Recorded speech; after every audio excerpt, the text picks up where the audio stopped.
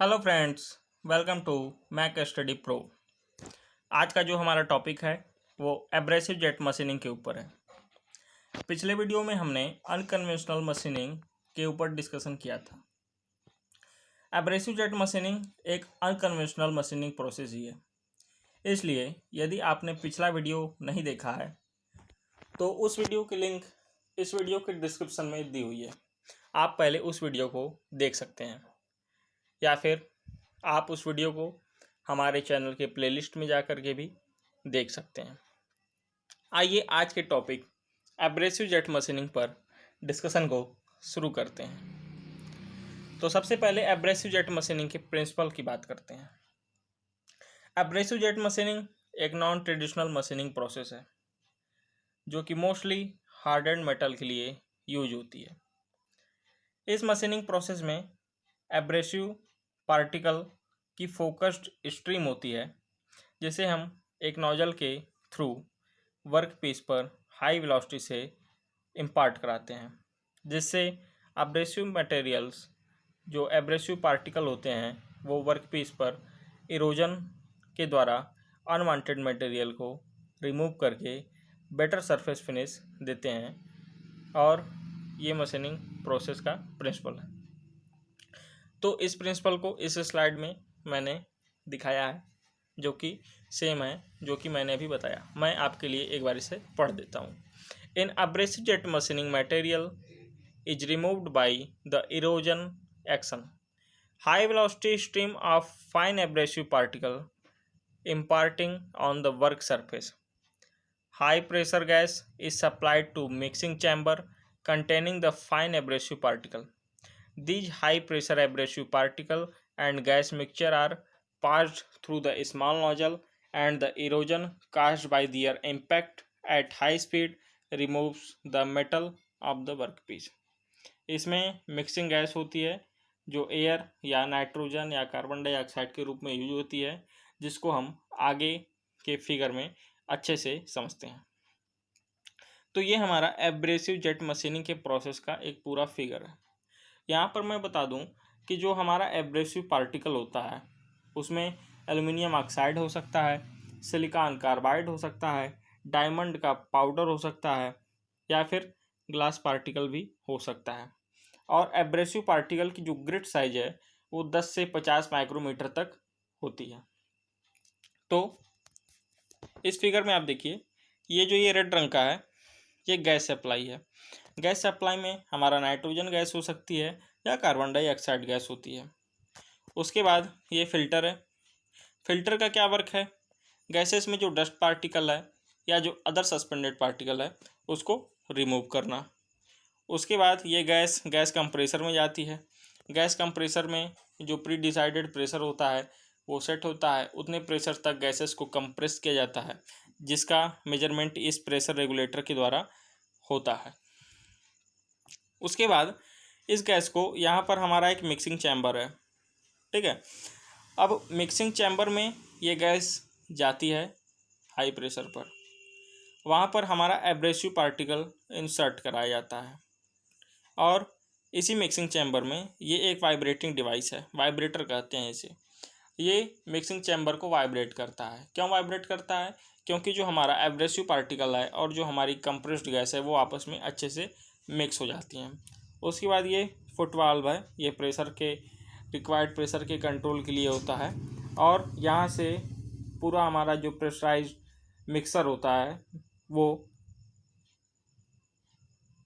इस नोजल के through work piece पर इम्पैक्ट करता है। इसमें जो वेलोसिटी होती है नोजल से निकलने के बाद मिक्सचर की वो 150 से 300 मीटर पर सेकेंड होती है। एब्रेसिव पार्टिकल का साइज 10 से 50 माइक्रोमीटर होता है।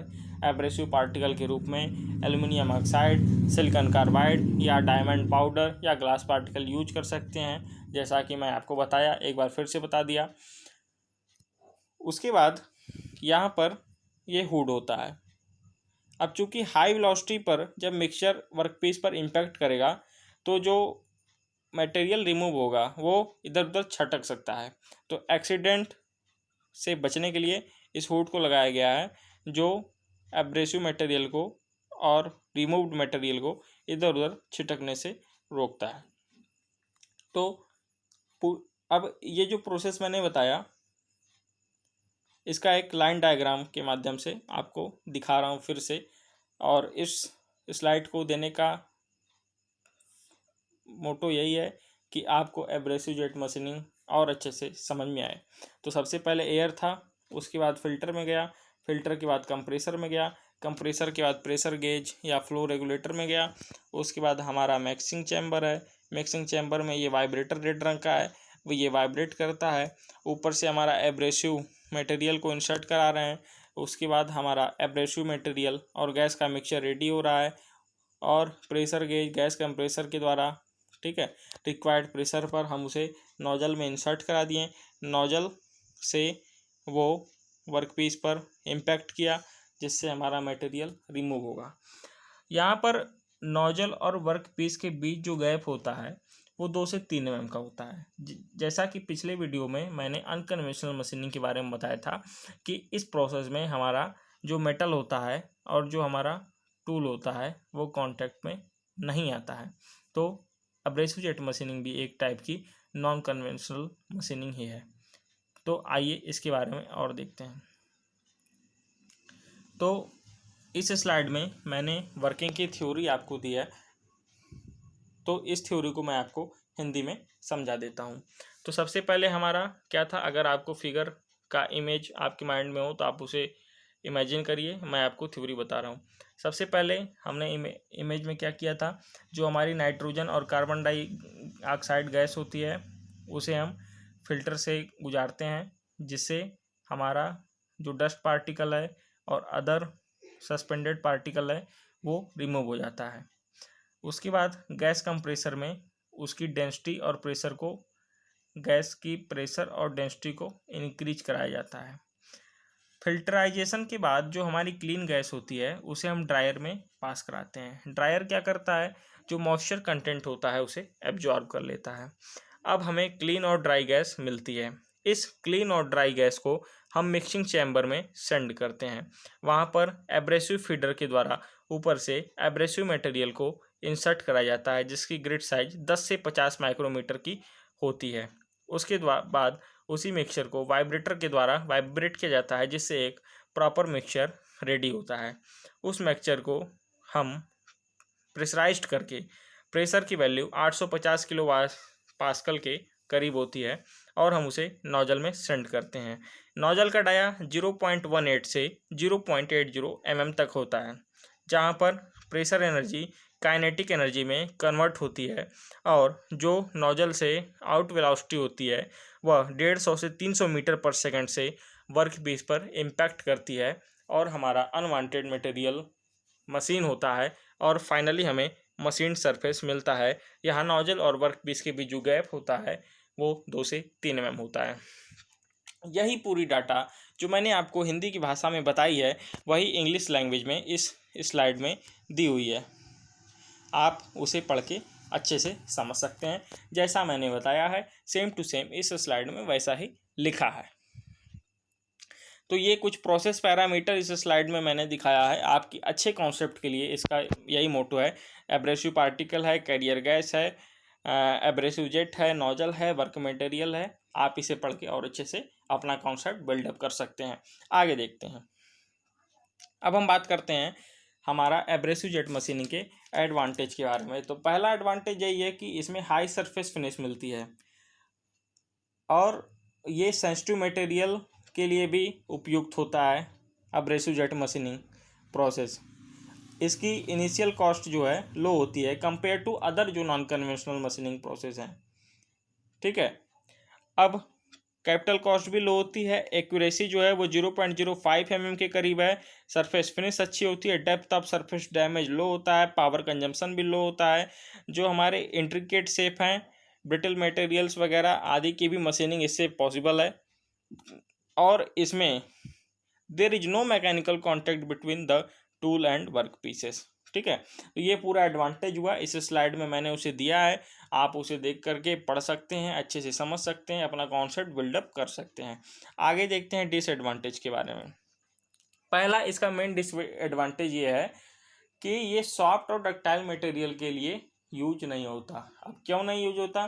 क्योंकि जो हमारा एब्रेसिव मटेरियल है वो जो वो जो हमारा एब्रेसिव मटेरियल है वो सॉफ्ट मटेरियल पर जा कर के ऐड हो जाता है, जिससे हमारी जो सरफेस होती है वो ख़राब हो जाती है। इसलिए इस मशीनिंग का प्रयोग हम सॉफ्ट मटेरियल के लिए नहीं करते हैं। और दूसरा इसका डिसएडवांटेज बड़ा क्या है कि जो एब्रेसिव मटेरियल है वो सिंगल यूज के लिए होता है, उसे हम रीयूज नहीं कर सकते हैं। तीसरा इसका एडवांटेज ये है कि जो नोजल की लाइफ होती है वो लिमिटेड होती है, उसमें फ्रिक्वेंटली रिप्लेसमेंट आवश्यक होता है। और अंतिम जो इसका एडवांटेज है वो लो मेटल रिमूवल रेट है, अर्थात इसका जो MRR होता है वो लो होता है। इन्हीं सब बातों को इस स्लाइड में मैंने बताया है, आप उसे पढ़कर अच्छे से समझ सकते हैं। यहाँ पर एक स्लाइड हमसे छूट गई है, वो है एब्रेसिव जेट मशीनिंग के एप्लीकेशन के बारे में। तो जो बच्चे नोट्स बना रहे हैं उसको मैं एक बार बता दे रहा हूँ, आप उसे नोट कर सकते हैं। जो एब्रेसिव जेट मशीनिंग है वो ड्रिलिंग के लिए, कटिंग के लिए, हार्डन मटेरियल के ड्रिलिंग और कटिंग के लिए यूज होती है। ये जो एब्रेसिव जेट मशीनिंग है ये आल्सो यूज होती है ब्रिटल मटेरियल के लिए, हीट सेंसिटिव मटेरियल के लिए, जैसे आपका ग्लास है, क्वार्ट्ज है, सफ़ियर है, माइका है, सिरेमिक है। और abrasive jet machining electronic device के लिए भी यूज होती है। तो यहाँ पर हमारा एब्रेसिव जेट मशीनिंग का जो डिस्कशन है वो कंप्लीट होता है। यदि आपको इस वीडियो से कुछ सीखने को मिला हो, आपको ये वीडियो अच्छा लगा हो, तो आप इस वीडियो को लाइक एवं सब्सक्राइब कर सकते हैं और अपने फ्रेंड्स को शेयर भी कर सकते हैं, जिससे हमारी आगे की जितनी भी अपडेटेड नोटिफिकेशन है वो आपको तुरंत मिल सके। तो वीडियो को देखने के लिए थैंक यू।